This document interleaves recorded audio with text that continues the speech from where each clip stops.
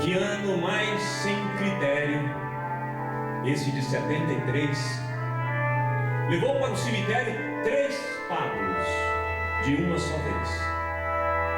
Que ano mais sem critério. 3 Pablos contra o dragão da maldade. Miguel, você escreveu esse texto. Por que contar essa história? Em 97 eu fiquei sabendo dessa história de que em 73 os 3 Pablos tinham morrido no mesmo ano. Esses 3 artistas que em vida tinham usado as suas artes para combater a violência fascista e regimes autoritários. Eu achei que aquilo eram muitas coincidências, os 3 chamados Pablos, os 3 com esse mesmo destino. Eu pensei, isso dá uma peça. Guardei a ideia, vim trazendo no caminho até o momento que ficou inevitável montar esse espetáculo na vida brasileira, contar a história do surgimento do fascismo e, principalmente, qual é o papel dos artistas em relação a esse acontecimento. Quais são as responsabilidades que se colocam para a comunidade artística diante de um país sob a violência fascista. 3 Pablos de uma só vez. 3 Pablos que se empenharam contra o fascismo espanhol. 3 Pablos que muito amaram. 3 Pablos cheios de sol. Que ano, mas sem critério. 3 Pablos de uma só vez. E aqui estão os 3 Pablos, né? Neruda. Não. Pablo Casals. Casals. Neruda e Picasso. Como é que esses 3 personagens se encontram com as suas artes e dialogam entre si?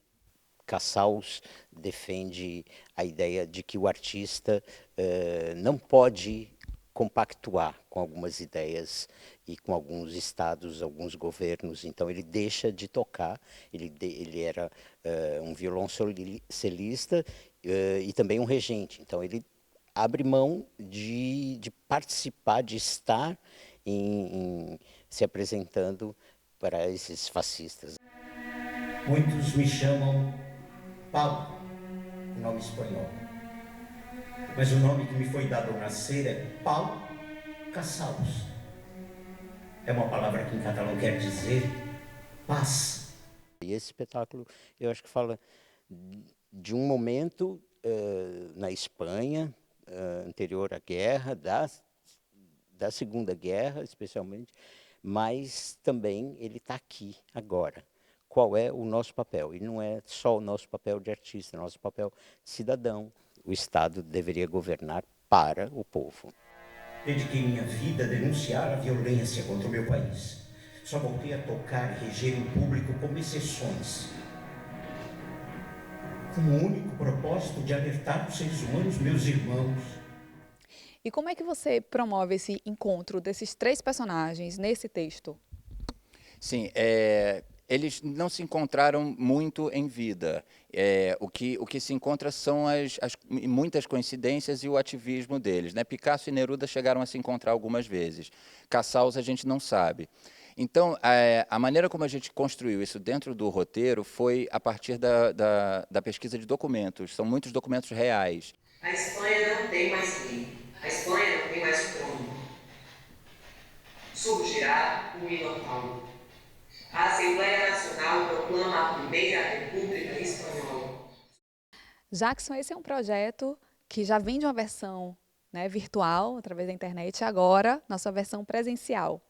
Como é que você tem sentido esse retorno do público vendo a história desses personagens? O espetáculo ele ganhou uma dimensão que eu acho que vai mais no coração da plateia e no nosso, que é para isso que é feito, né? É grande o número de pessoas que choram durante o espetáculo e vêm dizer para a gente, algumas vêm falar com a gente depois do espetáculo, ainda chorando. As bandeiras que fritam na frigideira estão torcidas no negro do molho da tinta derramada sobre as gotas de sangue que a atiram. O Picasso é uma figura conhecida mundialmente. O que é que te surpreendeu no Picasso, nesse processo de montagem e de estudo de personagem?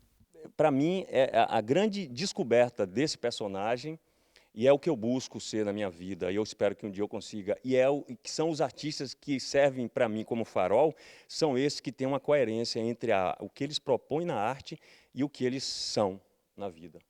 A luz cobre seus olhos diante do espelho que faz o macaco e um pedaço de torrão das chamas morder os lábios da ferida.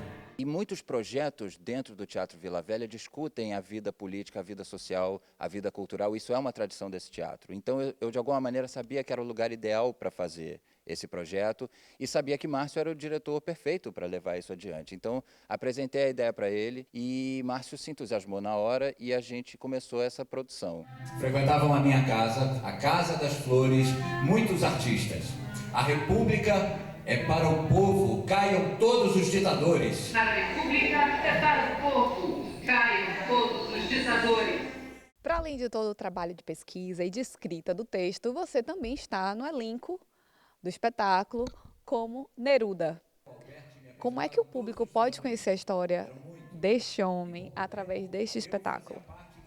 Neruda é uma paixão muito grande da minha vida. Quando eu descobri esse poeta, ele modificou muito do meu pensamento sobre arte. Ele tem, nesse momento do espetáculo, ele participa desse período que é a resistência na Guerra Civil, mas toda a vida dele é uma vida de artista dedicada à luta política e à defesa do povo, da democracia, dos valores humanistas. Então, eu convido todos e todas a conhecerem não só o Neruda do espetáculo, virem nos assistir aqui, mas conhecerem a obra desse poeta gigantesco, que é um patrimônio importante da humanidade, latino-americano, chileno, nosso vizinho, uma pessoa importante para a nossa história no século XX e para frente, para sempre. Porque as pessoas ficam confusas com essas coisas que não entendem. Coisas que não podem ser explicadas. Então hoje tudo é possível, todas as coisas erradas são possíveis e aceitas. E eu não aceito. Não aceito, ponto.